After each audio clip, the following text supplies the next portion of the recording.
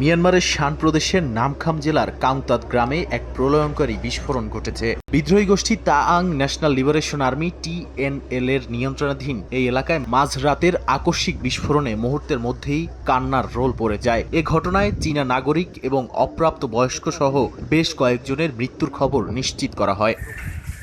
বিস্ফোরণের তীব্রতা এতটাই ভয়াবহ ছিল যে কাংতাত গ্রামের প্রায় 200টি এবং পার্শ্ববর্তী পানলন গ্রামের 100টি বাড়িঘর একেবারে ধ্বংসস্তূপে পরিণত হয়। প্রাথমিকভাবে এটিকে মিয়ানমার সামরিক বাহিনীর বিমান হামলা মনে করা হলেও পরে আসল কারণ জানা যায়। TNLA এক বিবৃতিতে জানায়, খনির কাজে ব্যবহারের জন্য একটি গুদামে রাখা জেলিগনাইট বিস্ফোরকটি দুর্ঘটনাবশত ফেটে যাওয়ার কারণেই এই ভয়াবহ বিপর্যয়।